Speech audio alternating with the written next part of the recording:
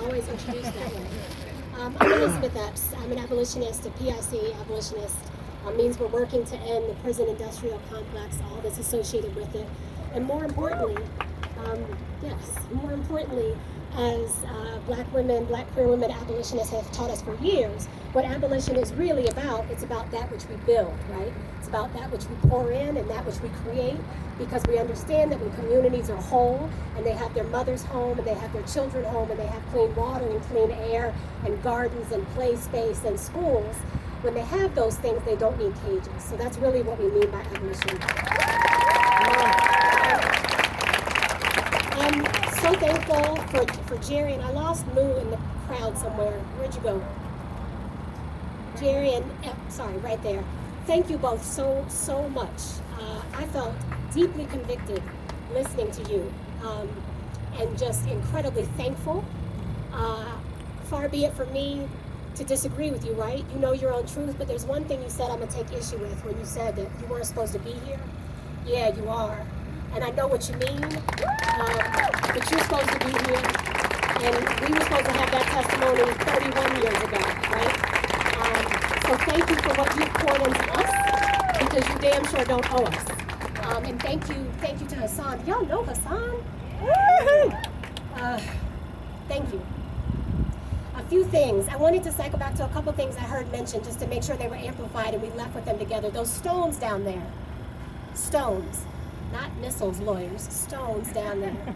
Those orange stones, there's at least 883 of them. And Joyce mentioned this, but when we're talking about cases, we're talking about the known cases in Colorado prisons. We're not counting folks who've been or out. We're not counting even folks in our jails. And what's particularly important is the 3 that are set aside for the folks we know of who died. The operative word is known, y'all. I'm not sure why it's not getting more attention, probably because we're spread thin and there's lots of things to be angry and upset about. That's why.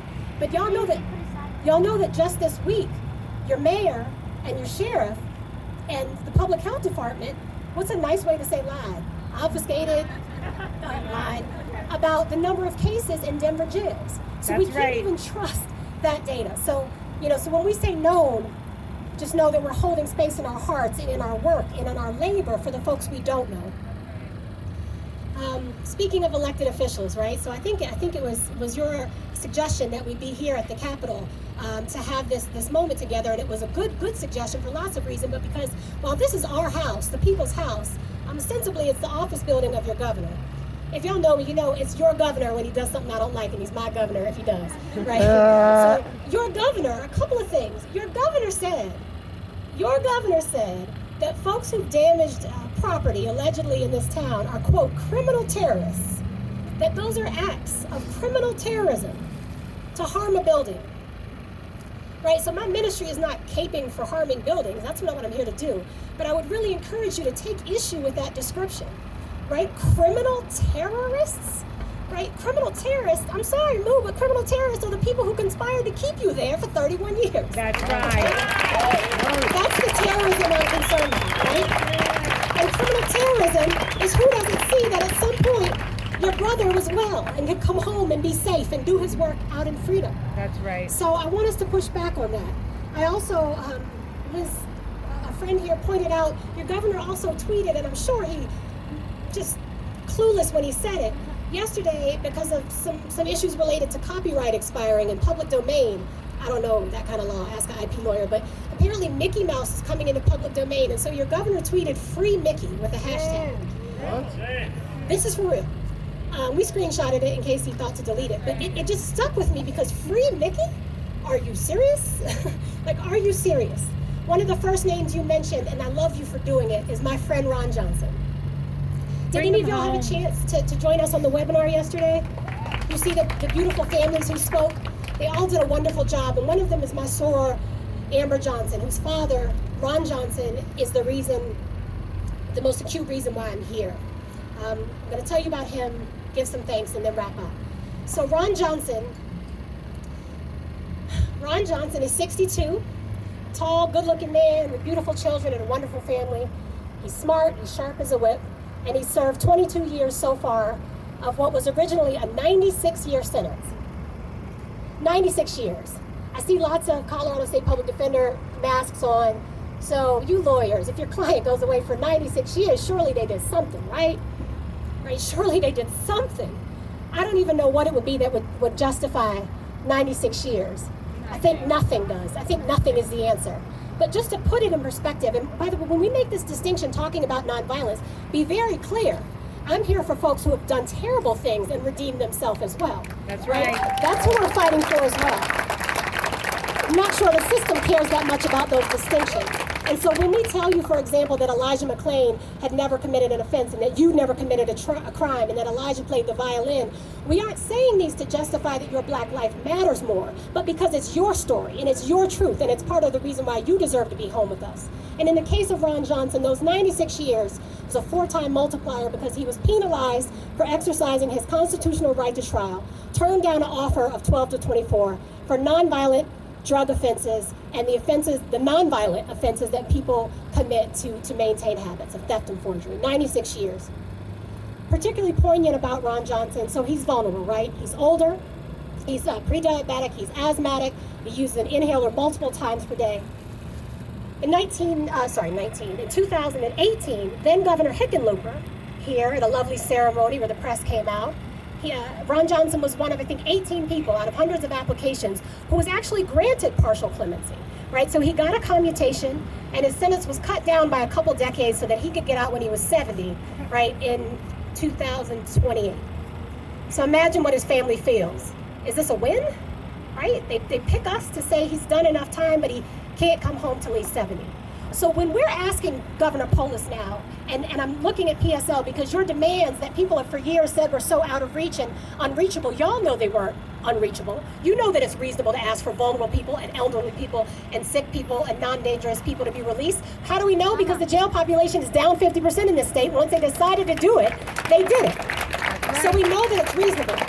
And when I'm talking about Ron Johnson, just understand, because I am going to ask you to sign the petition and call your governor and ask for him by name, understand that the last governor already saw fit, right, to cut him some grace. And that's before COVID. So say all that to say that as part of Ron Johnson's story, we're here for him, and we're going to ask you to lift up his name. In parting, you tugged at my heart anyway, but when you said his name, it meant a lot. I'm ready for Ron Johnson to come home. And while he doesn't owe us anything, I know that he's going to learn from you and be prepared to be standing and sharing and guiding and mentoring like you're doing. I want to thank all the partners. Cat B, who said lawyers can't organize? Look at y'all. That's right. So you did a wonderful job. And thank you to all the groups that came out. I'm scared to start listing them because I'll know I'll miss some. It's not an award show, but y'all know what I mean. Thank you to all the community partners. And I particularly want to thank parents of children, right, who bring your children to these things, whether you're teaching them to do exactly, right, especially white children, right, raise good children, but raising your children to be actively anti-racist, right, they're going to put us to shame with what they know and the language they use and what they're teaching us in the coming years. So I have extra space in my heart for parents who have children at home who are trying to learn how to teach online while running their work. Thank you for doing that. I opened by mentioning citing the work of Black queer abolitionists, and I want to part by doing the same thing. Can you have a favorite abolitionist? But one of the things that Miriam Kaba teaches us, and I love her so much, is the phrase, and she's on a lot of materials, she tells us, prison is not feminist, okay? And prison is not feminist. When you hear, right, because mothers and femme folks and women presenting folks are disproportionately the caretakers, and they're who are left to clean up when our men are stolen for decades at a time, right? Or when they themselves are put in and are forced to give birth while shackled, or to nurse and to have children ripped out of their arms. Prison is not feminist. And I leave you with that, hoping that even if you don't identify as a feminist, that particular tenet will resonate as we move this work forward. The call to action is to keep doing what you're doing, very much so. The public defenders here, y'all are goals. I really want to be one when I grow up.